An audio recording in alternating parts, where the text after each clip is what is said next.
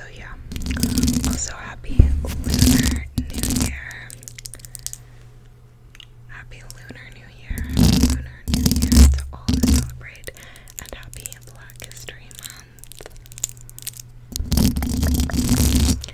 Yeah, okay, so January was a really stunning month. I believe I read 17 reads in January, which is my highest January reading ever.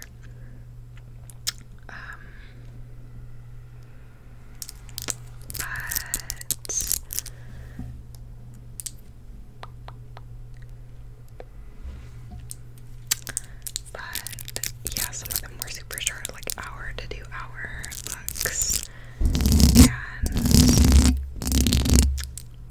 like audiobooks, essay collections, letter collections, stuff like that, which are really good, and we'll get to in the nonfiction section, which I'll try to timestamp by genre. So I'm gonna do romance first, then cozy fantasy, then nonfiction, then sci-fi and fantasy. So yeah, I'll try to label timestamps, and you can see if there's certain books or genres you want to read first. So yeah, let's get into it. So I read like 3 or 4 like romance books in January. The 4th one is kind of literary fiction with an emphasis on romance, so we'll get to that last. But the other 3 are definitely romances. And the first one is Alone with You in the Ether. Alone with You, the Ether.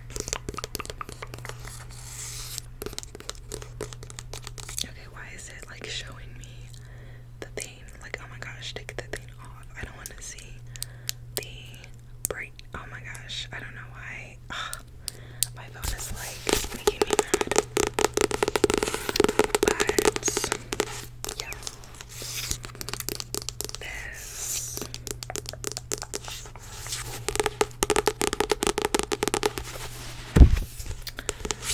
is a love story, yes.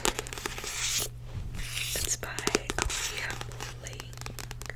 Olivie Blake. This is my first Olivie Blake book that I've read, and I really loved it. I gave it 5 stars. It reads more like a contemporary with a romance subplot, honestly. But I loved it so much. It follows Regan and Olga. Regan is bipolar and kind of going through life not feeling energy or drive or excitement about anything. She's feeling like she just, is not herself, is just always playing a part. And Aldo is obsessed with time travel, and had a close run-in with death before due to a previous addiction. So they're both very different characters. Aldo teaches at a school. I think he's like a TA or something.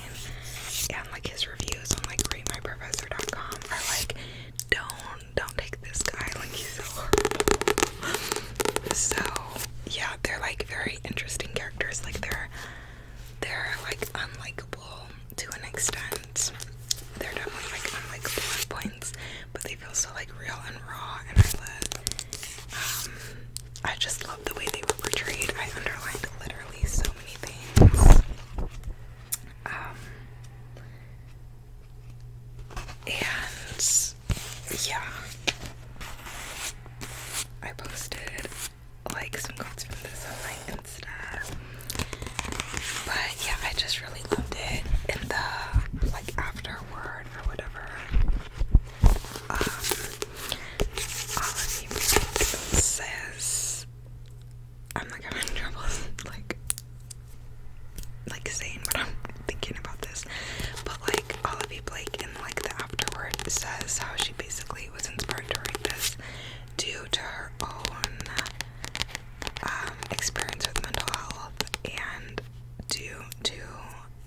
like medication just didn't work for her. And I appreciated what she had to say, because she was like, by no means is this, like, tell-all message for everyone, or like everyone's like this, like da-da-da. But it was just like, it very much just felt very like raw and real, the characters did. And I could tell that they were like inspired and influenced by like real life, like art imitates life, life imitates art type thing. I think sometimes like people think like what works for them has to work for everyone, and think it's so black and white, and think that you should either be like, oh my gosh, everyone needs to do this, or like be on this if they have this, or on the other side, people say like, oh, like this is so terrible, doesn't help, like da da da da da, like it's not good for people, like whatever. And so there's like two very like polarizing beliefs a lot of times about what works for people. And I think it's important to acknowledge that for some people, like something might save their life, and then for other people it just does not work for them, and it just has like really like worse reactions than anything it provides. And yeah, I just think stories of like what works and doesn't work for different people are equally important. So yeah, I really appreciated it. I thought it was beautiful. And yeah, like the writing, the just like normalcy of it was giving like Sally Rooney at times. It had kind of an odd ending, which I feel like Sally Rooney books do too. And yeah, I don't know, I loved it. So I definitely read it like slowly, even though it's a short book. I wouldn't say this is like a super like bingey book, and I really kind of had to like sit with this stuff. The writing style is kind of similar to Sally Rooney, because sometimes you'll be in their head and you won't realize that what's going on and what's being said is like in their head until after you come out of the passage. But she does use quotation marks, so it's not like Sally Rooney's writing in that respect. But yeah, it's definitely just very different, very unique, and I really loved it. So yeah, that's Alone with You and Zutara.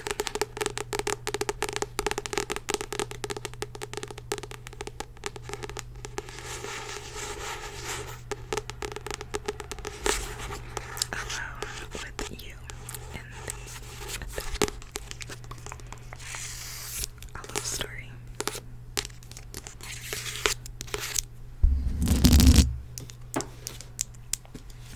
Next we have The Berry.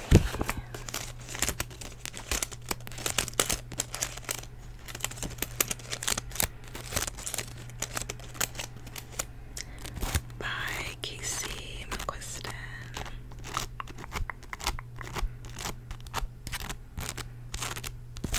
Now this book has water damage because I put it on my table and I didn't realize that I had a paper cup on the table with water, and the water somehow seeped through the paper cup. You know how like the wax is supposed to prevent that from happening? Well, that day it did not prevent that from happening, so it like seeped through, and so now there is water damage on this book, unfortunately, like on the spine and on the back.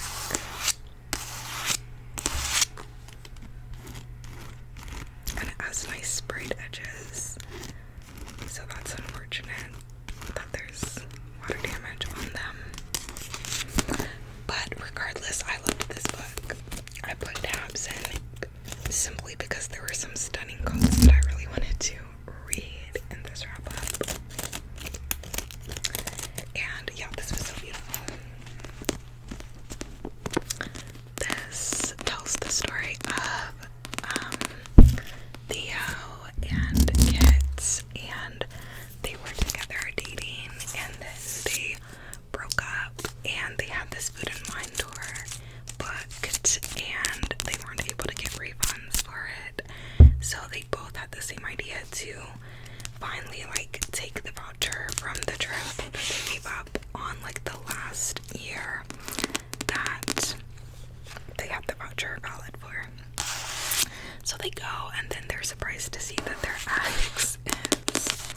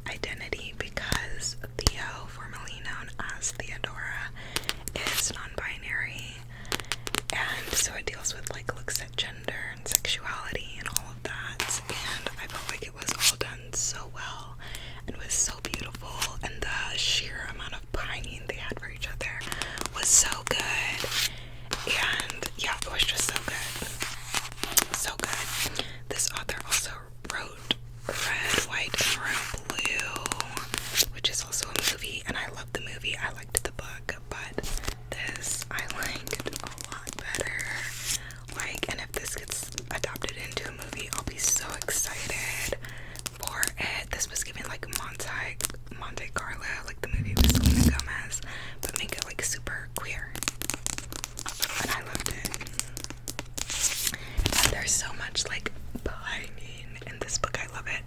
Like a lot of the negative reviews were like, oh, it wasn't even like much like explicit like smut. It was just like pining and da da da and like other sensual things besides just like standard sex. And I'm like, that's like what I loved about this book. I love pining. I just loved this book. Oh my gosh. But the sprayed edges says some things are better, taste better together. But okay, let me read you a few of the quotes that had me like so shocked.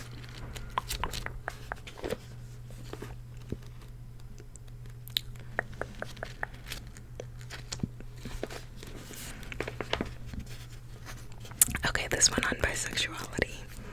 Of all the things I missed about having Kit as my best friend, this might be the biggest. The forever yes and of our conversations.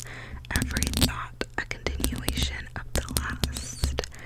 Every random inconsequential detail of our lives dominating into one another, especially here in our big swirling mutual soup of sex and gender. We came out to each other 4 years apart. Kit, first to my absolute lack of surprise.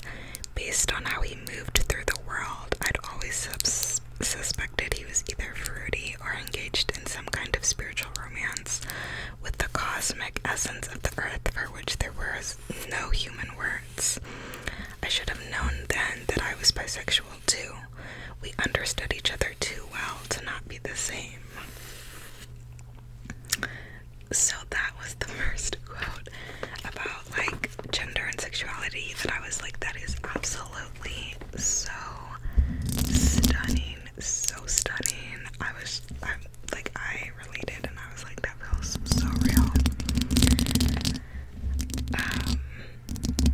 And then talking about it more later, Theo says, you know, it's funny how sometimes you look at a man and it's like, oh yeah, that, and then you look at a woman and it's like, oh yes, this. I nod, mostly knowing what she means. For me, it's more that I like different genders from within different parts of me. Like I turn to face the light from a different direction every time. Kit illuminates me entirely. Today I'm catching all that light. I'm catching so much, I'm nearly cooking. Which again, I love that. I just love that. I love just the freedom there of like, you know, you think you have to fit into one box or whatever, and then, you know, something illuminates, you know, you and just encompasses more than like your idea of sexuality or whatever. Like I just love that so much. Another beautiful quote. Oh my gosh, I don't know if I want to read this one. It's a little spicy. I'm not gonna read that one, but it's really beautiful. But it's also spicy, so I'm not gonna read it. But yeah, I love this book so much. I also think this type of book is like important to read and also to like get if you're able to, because like, I don't know, I feel like books like this, you know, you just never know with like book bans and stuff like that. You never know if like representation like this is going to continue to be available in like every bookstore or whatever. So yeah, that's a side note. But yeah, where's the next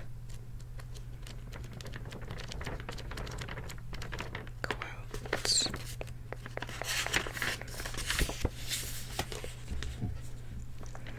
I wouldn't find the right English word for her until spring.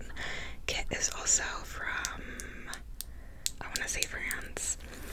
When my mom took us out to Antelope Valley to see explosions of wildflowers on the hills, it was the biggest thing I'd ever seen, bigger than the ocean out of an airplane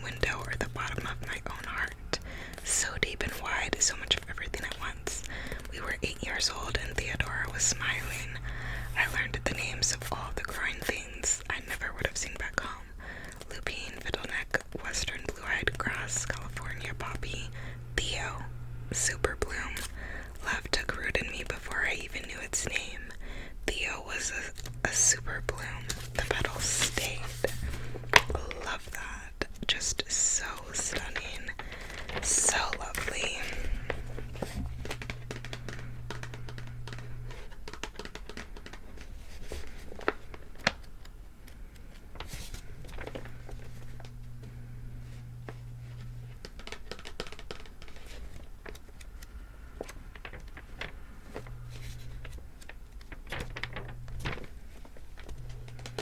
The binding was actually so good. Like some of these tabs I'm like are just absolute shameless pining, and it's so good. Okay, here's another one.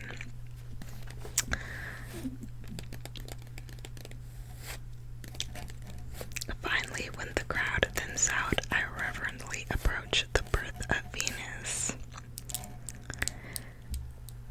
As I take my first long-awaited look at her windswept hair, the iconic brassy shade of blonde, I realize I've seen the color before 3 times actually, on Slow and Esty and Theo.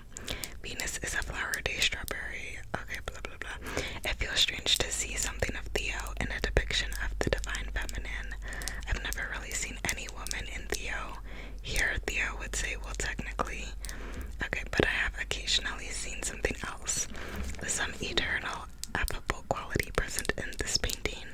I see Theo in the way Venus leans her weight to one side and juts out her hip in the contrapposto stance.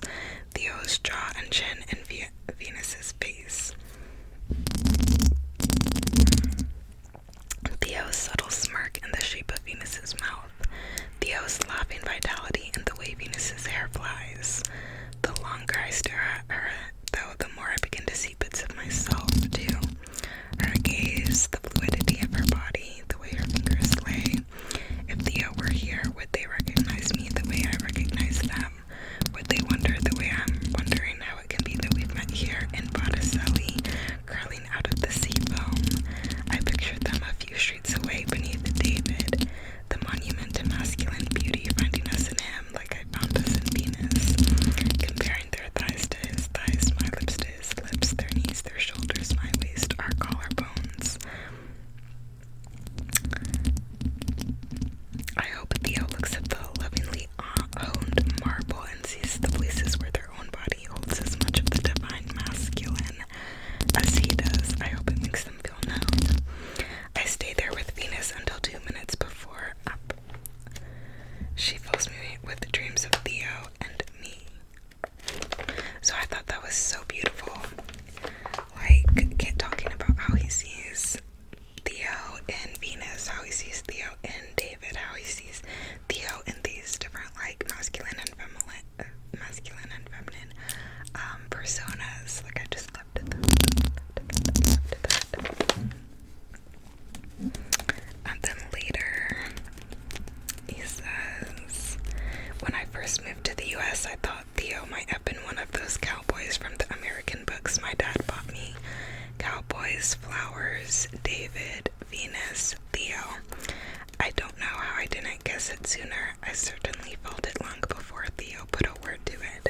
How could Theo not have always had everything I want, everything I'm most attracted to, every aspect of masculine and feminine that I like best? I don't know if I love Theo because I'm queer, or if I'm queer because I love Theo, but I know there's nothing I need that Theo doesn't have. If I'm a man in constant pursuit of decadence, Theo is the ultimate, the most of everything. So, yeah, I just thought it was so beautiful, and yeah, I loved it so much. Highly recommend. Highly.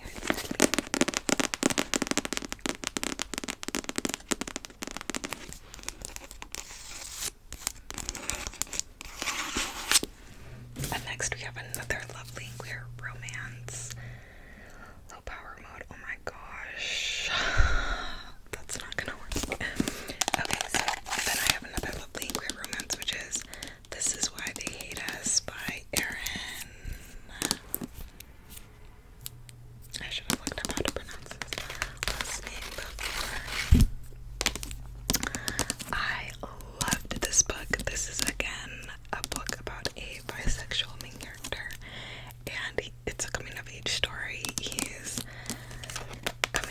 bisexuality. He's wanting to try to, like, you know, exploring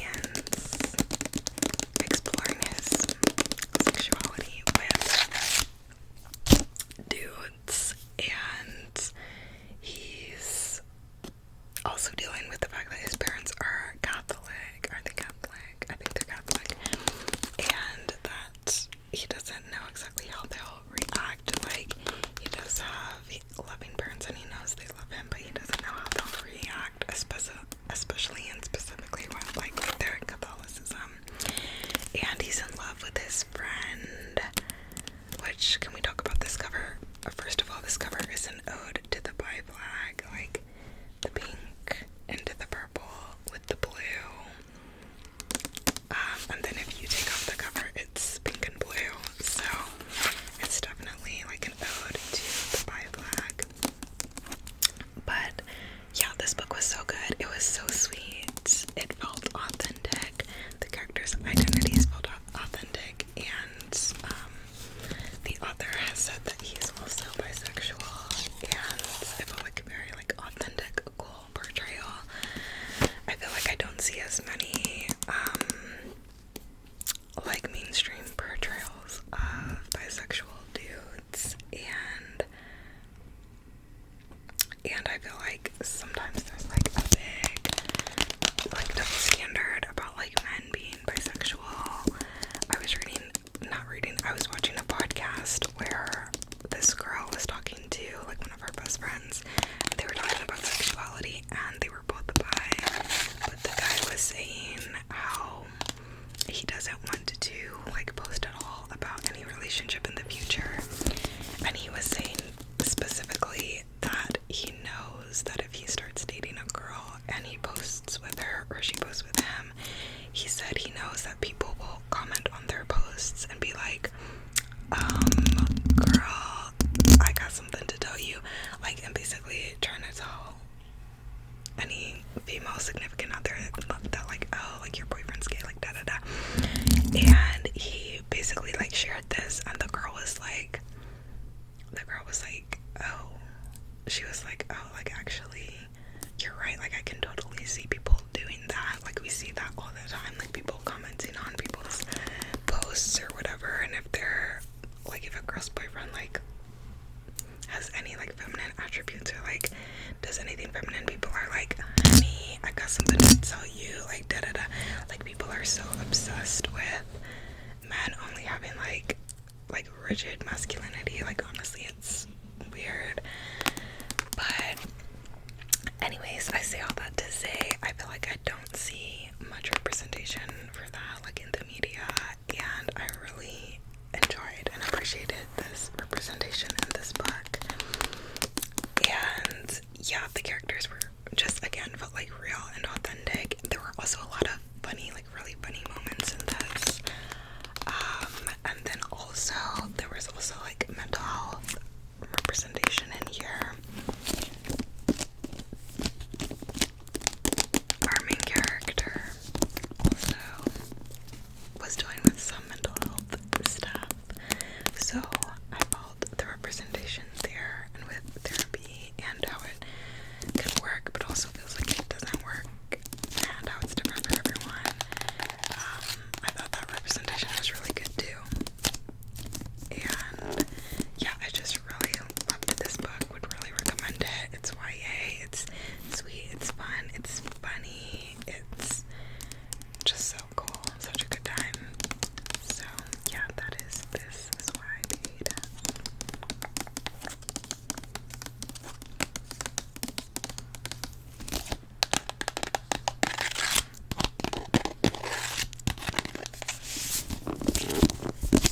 Okay, and now this last one is the one where I said, like, it's kind of literary fiction, but with, like, a big romance storyline.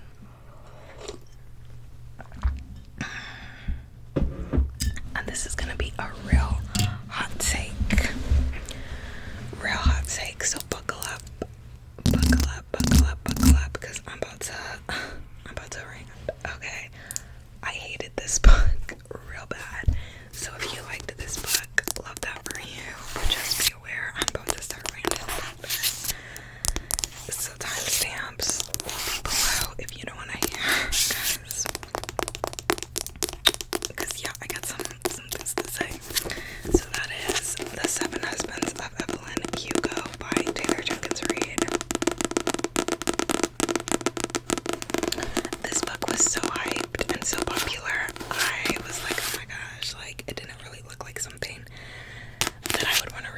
was so hyped, and then I saw people saying like, oh, it's got like good queer rep in it too, or it's got queer rep in it too. So I was like, okay, bet, let's go. It doesn't look like something I would know from the cover or when you read it, but then people were like, oh, it's got queer rep, and like it was a super popular book, so I was like, okay, like let's go.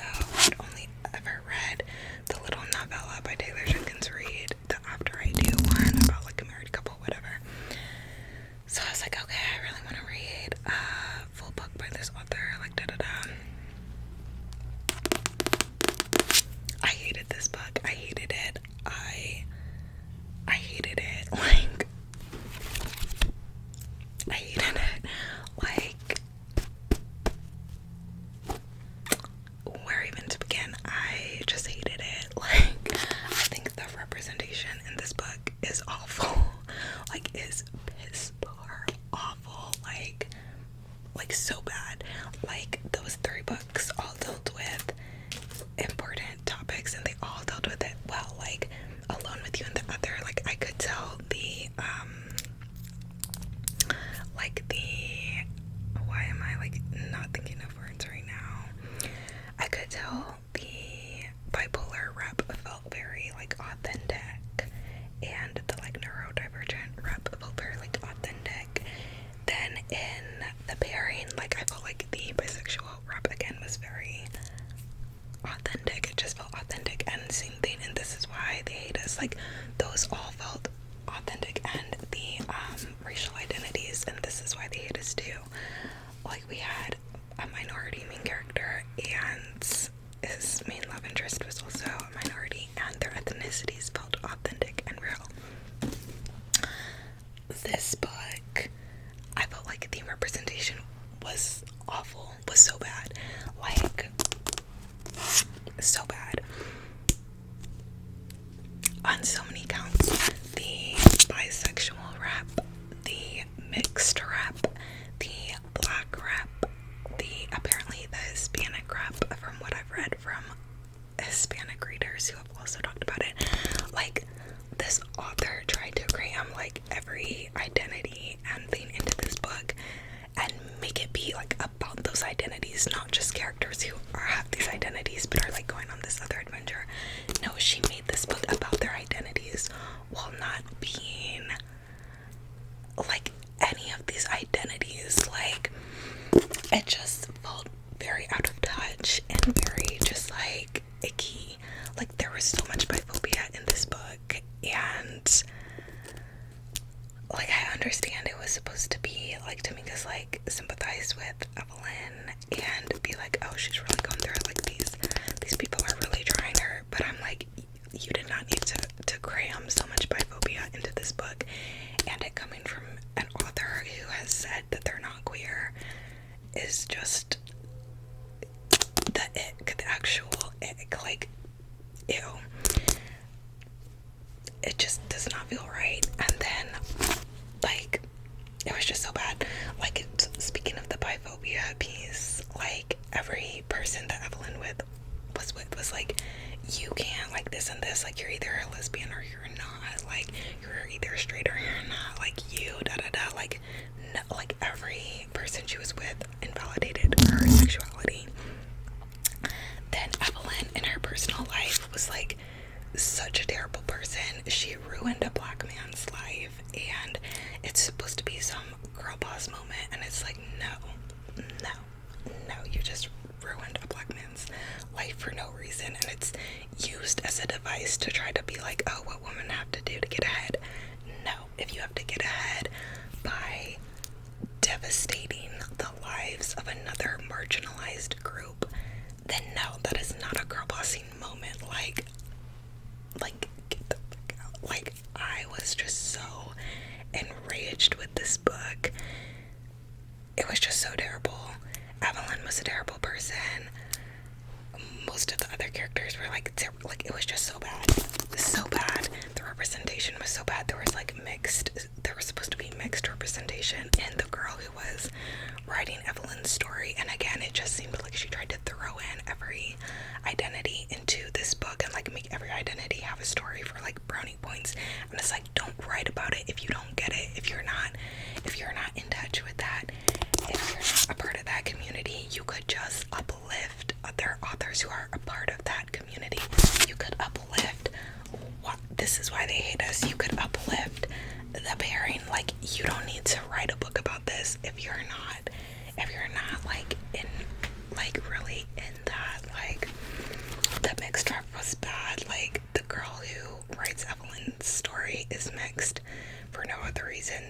again, it being put in the story, and she's like, oh, like, don't call me black, I'm mixed. And I'm like, as a mixed person, it's a bit more nuanced than that. Like, yes, we are mixed, and we're also this, and we're also that. And, like, what do you think we put when they don't give a 2 or more races option on a form? Like, what do you think we put? Like, so I felt like she just, her writing about, like, a mixed person only wanting to be known as mixed, and this is coming from a white woman. Like, I'm just like, why are you writing about this? Like stop. And again, the one black character was used as a plot device for Evelyn to do something atrocious, to continue on with her life, and then they randomly at one point were like, oh, like, we support Martin Luther King Jr., and it's like just thrown into the story about like, oh yeah, actually we're active supporters of this. And it's like, really, how are you his active supporter by ruining that black man's life to push your own agendas forward? Like there was so much just thrown in there to try to be like, oh, look at this, and this issue, and this issue, and this issue, and but like none of them were done well. Like, I legitimately just thought this was a terrible book. Like, I hated it, and I thought the representation, like, each group that I'm a part of that was represented in this book, I think was represented terribly, honestly, terribly.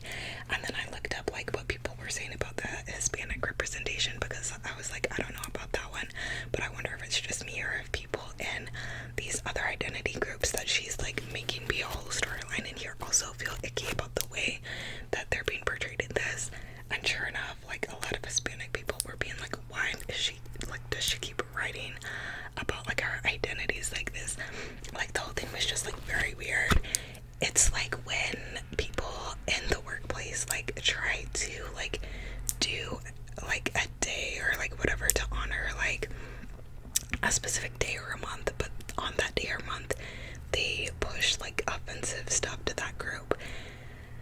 Like, it would be like if someone in a workplace like tried to honor Native Americans for a day, but instead of calling them Native Americans or Native people or Indigenous people, instead they called them Indians that day.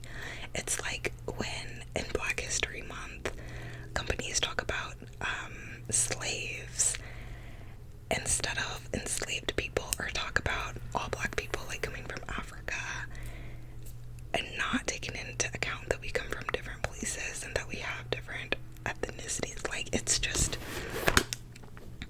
like when people try to get brownie points for stuff without having any actual understanding, or yeah. Anyways, point being, I hated this fucking book. I think it's terrible, and I'll be getting rid of it, and I cannot believe this was so hyped. And now I'm like, do I even want to read another book by this author? Because she's real popular, and I have 2 other books by her that I wanted to read, and now I'm like, what the heck, do I even want to read them? Like, I don't know. If it's like that, no, I know I don't. And then I heard some other pretty problematic things about the other reports too, so I'm just like,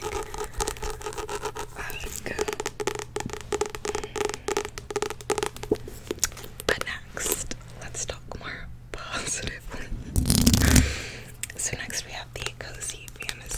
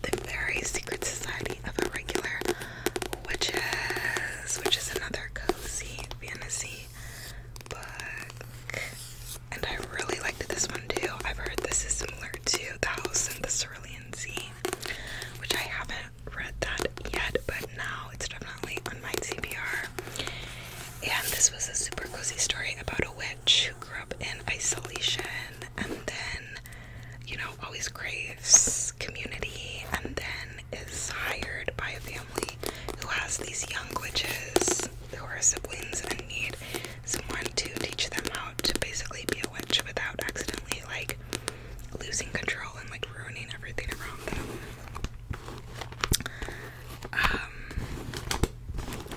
So, yeah. Oh, and another thing I didn't like about The Seven Husbands of Evelyn and Hugo, I felt like it was drama corn with a P instead of a C.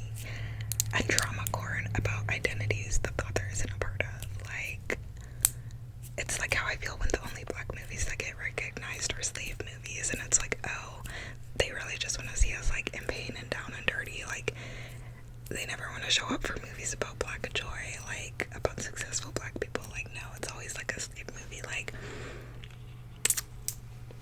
I could go on and on. Like, it has me heated even thinking about that damn book. Like, just awful representation, in my opinion.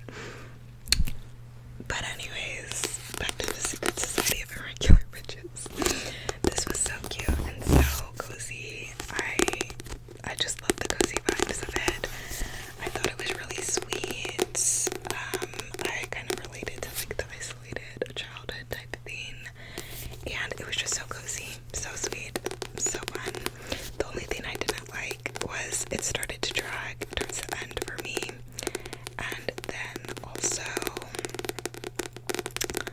there was one sex scene in it that I felt like did not go with the rest of the cozy book, and it was like it didn't need to be in there, and it didn't go with the vibe of the rest of the book, I felt like. But yeah, there's a little romance subplot too, and yeah, it's a really cozy, sweet book. I feel like maybe that's why I didn't like the XX, because I didn't like the, like, smut with the cozy vibes. Like, if I want cozy vibes, I just want it to be cozy vibes. But this was still at least like a 4-star. I think I gave it a 4.25 on Fable. Another thing I didn't like about no, but seriously, another thing I didn't like about the Seven Husbands of Evelyn and Hugo was it also just dragged. Like, it also just was boring, in my opinion. But yeah, next is our thrillers. Yeah, next is our thrillers. So I started January and the year by listening to the audiobook for The Coworker. The Coworker by Freida McFadden. I had read The Housemaid by Freida McFadden before, and I also read The Boyfriend by Freida McFadden. The Housemaid was okay. The Boyfriend I really enjoyed. And so I was like, I want to read The Coworker. Like, it sounds really interesting. And I knew it was rated kind of low compared to a lot of her other ones, but I was like, whatever, it sounds interesting. I did not end up liking this book very much. Basically, without saying too much, again, my main ick with this book was that I felt the representation was really bad. Like, The Seven Husbands of Evelyn Hugo, I gave like a 1.5. This, I gave like a 2. But it was like the same type of thing. Like, there's 2 main characters, both are very unlikable, both are terrible people. And Dawn and Natalie. Natalie's kind of like the it girl, but really a terrible person. And Dawn is very much autistic coded, definitely neurodivergent. They never stated exactly what. And I felt like the representation for Dawn was just terrible. Like, it very much leaned into heavy stereotypes about like stereotypes about like neurodivergent people, specifically like autistic people.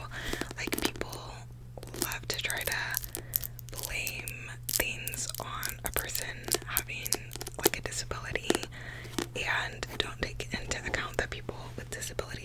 likely to be the victim of like a hateful crime than to commit something like that. And yeah, so it just leaned really heavy into really negative stereotypes about like autistic people. And yeah, I just hated the portrayal of Dawn. I thought it was not a good look, and yeah, just really bad. So I'm also gonna get rid of this book. And yeah, I just think it was really irresponsible. And yeah, like, this author should know better. Like, authors should know better than to do that. Like, just, so, yeah, didn't like this book. The story, like, was it twisty? Yeah. Did I see that it was coming? Yeah. So, yeah. Okay, next we have the other two thrillers that I listened to on audio and don't have the books for. So we have Drive Your Plow Over the Bones of the Dead.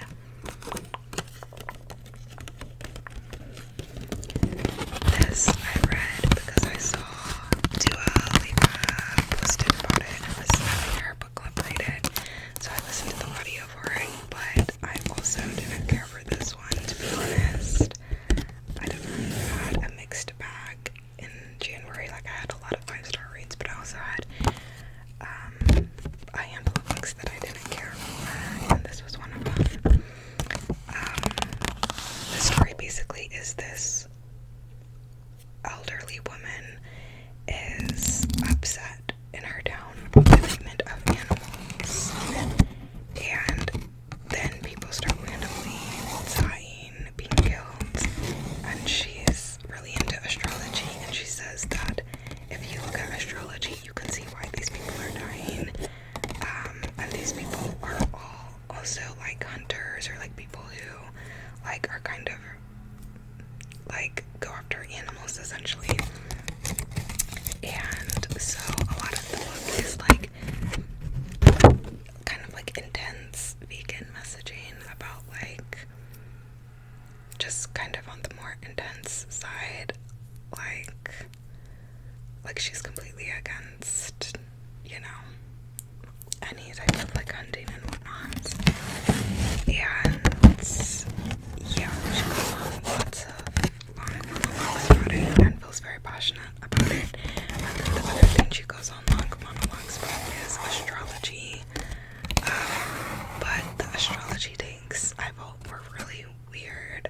Like, I was pretty into astrology at one point, and like she even says that like her astrology takes are very like doom and gloom astrology, like a doom and gloom version of astrology, and that's like very obvious. Like, she makes it seem like Saturn's like just all about death, and like that's all Saturn is, and like the astrology takes I just felt were like very ridiculous and like not,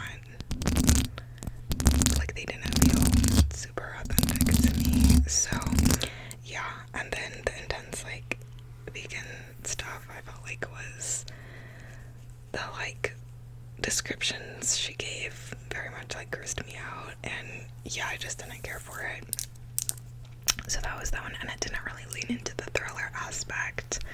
Like, it more so leaned into rambling about astrology and veganism and her takes there. So I don't know, it didn't hit for me. It's also a translated work, so sometimes I think parts of stories get lost in translation, but I don't know how much of that would have happened for that.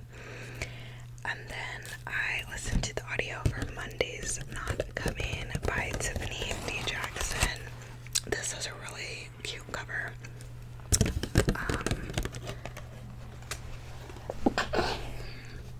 Excuse me. But yeah, this deals with a girl whose best friend Monday has gone missing, and this girl is trying to find Monday. She's trying to alert people at school and her parents and everyone that she believes something has happened to Monday. Her mother is acting really weird. Her father is not in the picture, the parents of this missing girl, and she's trying to tell everyone, like, something is wrong, like, something happened to Monday, and all the adults are telling her, like, oh, we can't get involved in grown folks' business. What happens in their house is their house. Like, we don't have a right to, like, be asking questions and, like, looking in and, like, doing whatever there. Like, we can't do anything. Like, she's probably fine, like, da-da-da. And so it plays a lot into the theme of, like, communal care.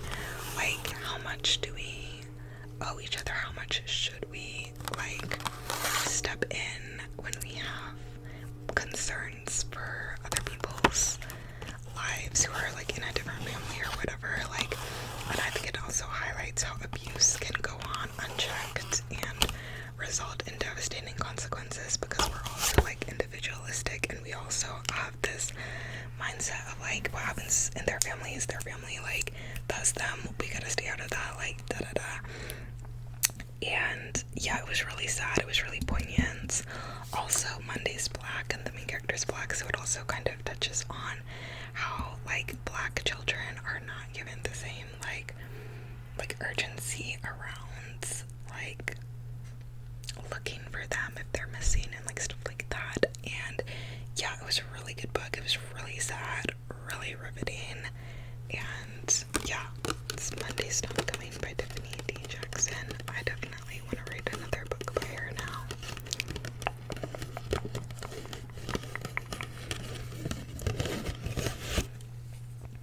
So that was the one thriller that saved thrillers for me for the month, since I didn't care for the other two. And then I did read some nonfiction. Oh my gosh, my books just fell over. I did read some nonfiction in the month.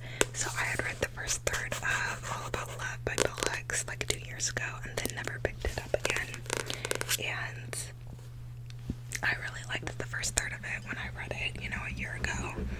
I don't know, didn't pick it back up. But I finished it, and I will say the second 2/3 I didn't like as much as the first third.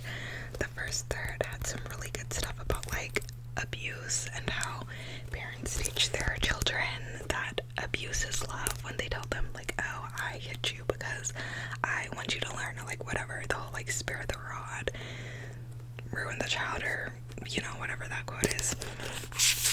And I really liked that piece, like, looking at, like, childhood love in the beginning, but then later on, and some of the other sections in the beginning were really beautiful, but then later on, I felt like the sections started to get repetitive and repeat each other, and I just didn't agree with some of the takes, in all honesty.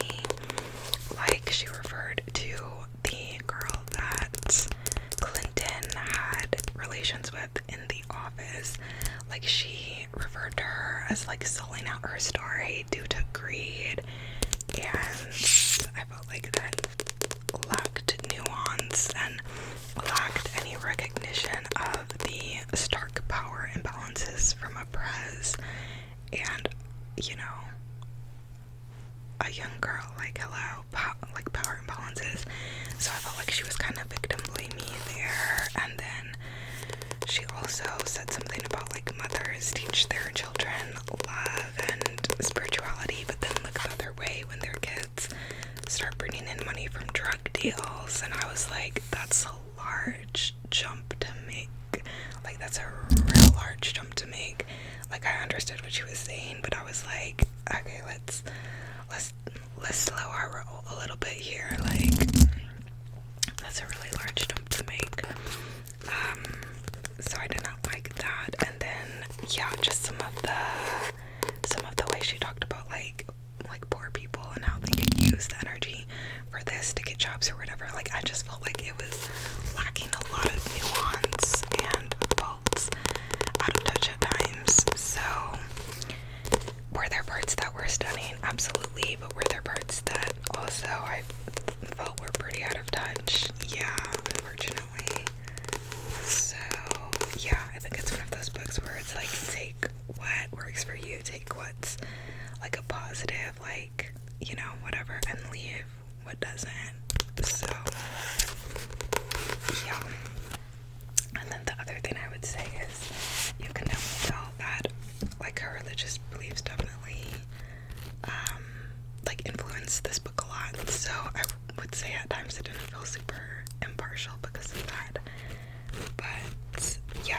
some stunning moments in it. In the beginning, I underlined so much, but in the last, like, 2/3, I was kind of, like, taking issue with some of the points.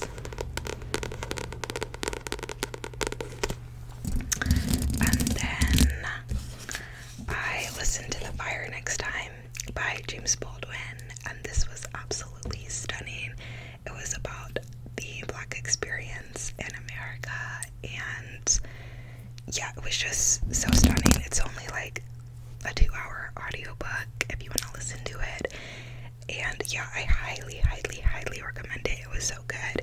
He talks about like how his name is Baldwin because at some point in his lineage someone brought his people over or sold them, and then the person who enslaved his people gave them the name Baldwin after forcing them to kneel at a cross. Like, just the way it was written was simply stunning, like life-changing, so stunning, so good. And yeah, I love his writing, I love his way with words, I love his interview with Maya Angelou on sexuality. I read Giovanni's Room, enjoyed it, but I liked this so much better. Like, it was just so real and raw, and he talked about like religion and kind of the extremes. He talked about how Christianity was like, you know, responsible for harming so many of his people, and then he also talks about how he met people who were like on the opposite end with what's his name, with like Elijah Muhammad, was that his name? It's been a little minute since I've read this book, but he talks about how they were on the opposite. They were like, these people here are like devils, like da da da.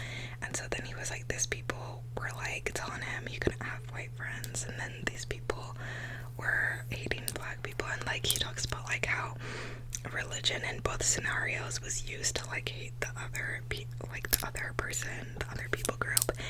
And yeah, I just thought it was really good, and yeah, it was just so stunning.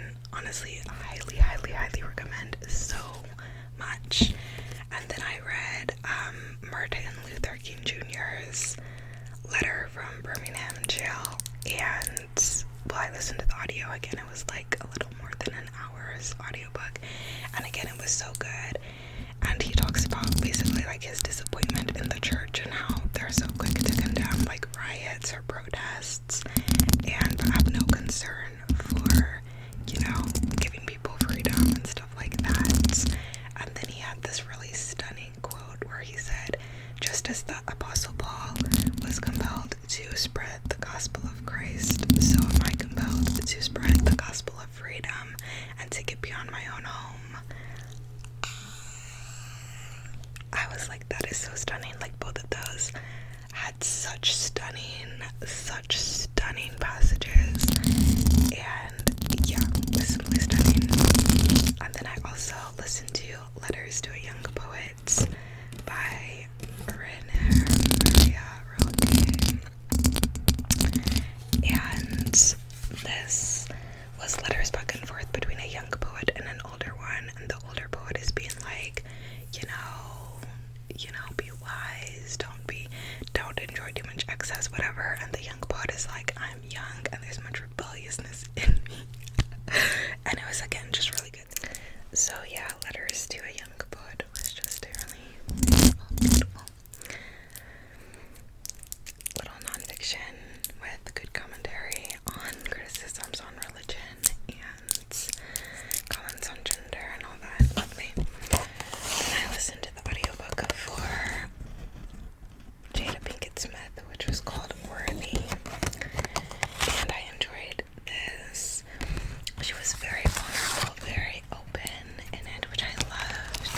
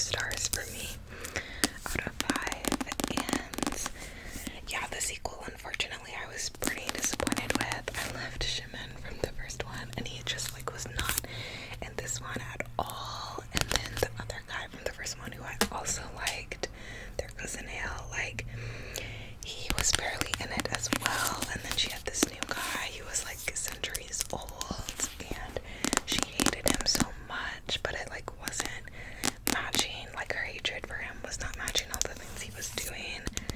And then in the end, I kind of didn't get it. And then, yeah, the stuff with the Heavenly Court, like, I don't know, it was at the very end, and the concept from the first one was so good, but I feel like it was like dilly-dallying with the politics throughout the book. I don't know. And it kind of read like anti-colonialism for beginners. Like, it was a lot of telling instead of showing you through